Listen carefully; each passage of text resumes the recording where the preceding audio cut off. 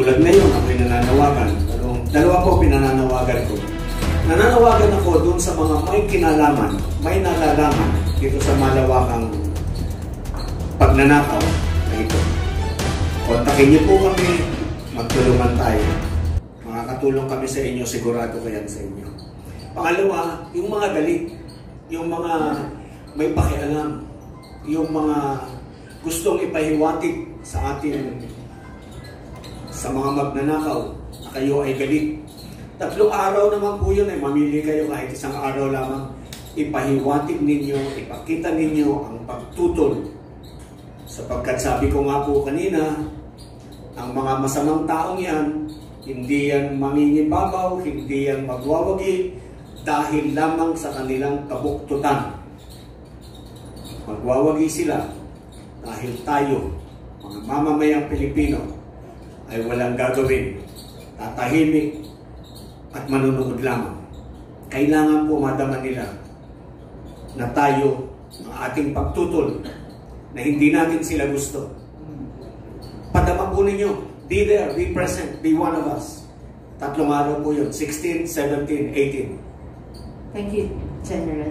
May isang question pa po tayo, sir?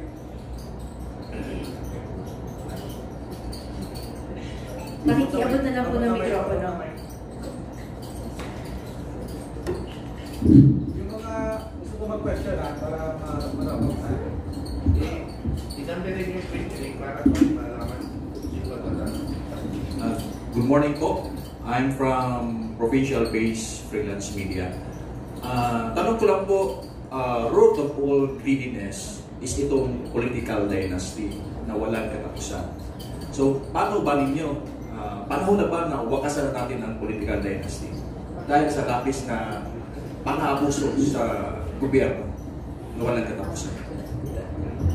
Salamat po. 38 years ago, pinag-usapan po yung political dynasty ng ating Constitutional Commission. Yung 1986 Constitutional Commission tackled precisely the issue of political dynasty. At dahil po sa pagtalakay nila sa political dynasty, kaya nagkaroon tayo ng term limit na 3. Kaya nagkaroon ng 3 years rate. Yung 3 term lang at pagkatapos hindi ka na pwedeng tumakbo is precisely because we want to prevent yung pananatili sa pwesto ng mga political families. Ang intention is para mapagbigyan yung iba na meron ding puso at pagmamahal sa ating bayan ng pagkakataon para sila ay makapaglingkod din. Kaya yung ating provision sa ating saligang batas, ang sinasabi, it is our policy, state policy, general principle and state policy, sinasabi natin, bawal, ipinagbabawal natin ang political dynasty. At ang purpose ng pagbabawal is so that mapagbigyan, magkaroon ng equal opportunity for public service yung mga ibang tao, hindi yung tayo lamang. At pinag-usapan nila yung kasamaan na maidudulot ng political dynasty dahil sinasabi nila, pag may political dynasty, that is the root of corruption, which we now see, which is true. 80% ng ating kongreso, political dynasty. Karamihan ng ating mga political dynasty. Ang problema po sa ating mga mamamayan, sa ating mga butante, sabi tayo ng sabi ng hirap, ng ganito, ng ganon, pero pinupoto pa rin natin pare-parehas na tao pagdating ng eleksyon. So yung political dynasty po, nilalabanan po namin yan. Nilalabanan ko po yan individually. Kung kilala po ninyo, kung alam po ninyo, ako yung nag-file ng petition to disqualify yung mga Tulfo before the election. Ano po? Na-dismiss ang technicality sa COMELEC. You use your imagination. Wala daw kasi akong in-attach na copy ng certificate of candidacy. Sabi ko, hindi ako nag-attach kasi yung original nasa inyo. Sabi niya, kasi kung nag-attach ka, di dapat yung mga allegations mo dito, mabe-verify namin. Di mabe-verify nyo, nasa inyo yung original. Hindi ba?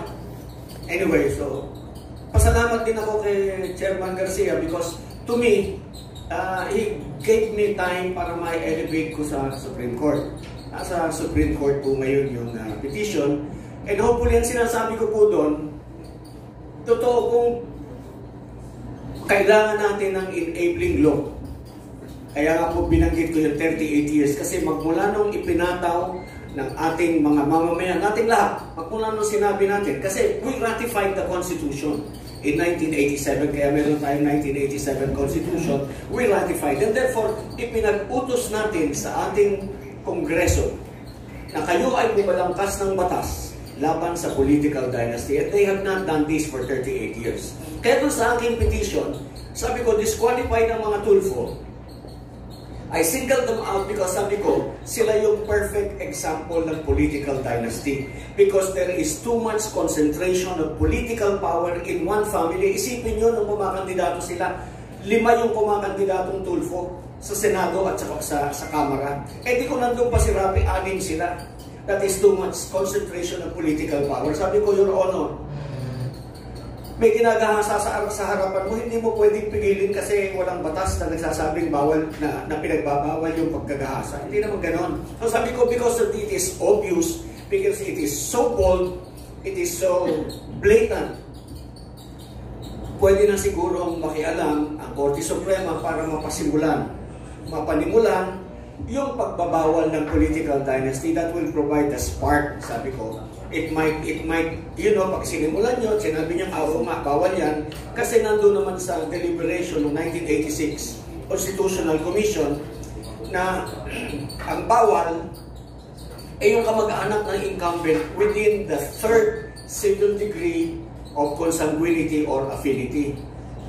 Anak, tatay, kapatid, bawal, asawa, yan, of an incumbent. Yun yung malinaw na deliberation. Ito, going by that intention, because that is the intention, the intent and spirit of the constitutional provision, pwede nang i-adapt ng Supreme Court at sabihin, oo nga, yung ganitong klase, bawal. Pero yung halimbawa, political dynasty, mayor, vice mayor, konsehal, governor, medyo kailangan mo pang i-define talaga yan. Pero mayroong mga obvious. Pag obvious na, huwag naman magmukha tayong ilang billion na ba tayo? 1 billion mahigit. No? Mayroon mo tayo 1 billion? 1 billion? Sige, ha? 110 million. Okay, we are 110 million idiots. Because yung obvious, kailangan pa natin ipa-define. Huwag naman po ganun.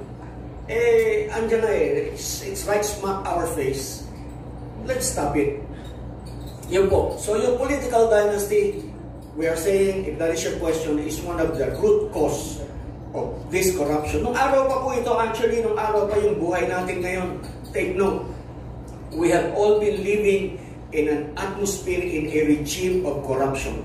Kung ano man tayo ngayon, product ito ng corruption. Tawag ko dyan, chronic and acute corruption. Nung araw pa yan. Nung araw pa, substandard lang sila eh. Maliit na maliit na bakal, kulang yung graba, yung mga ganon, no? So, but because hindi na-check, walang nag-check, now, they just steal the money. Wala na.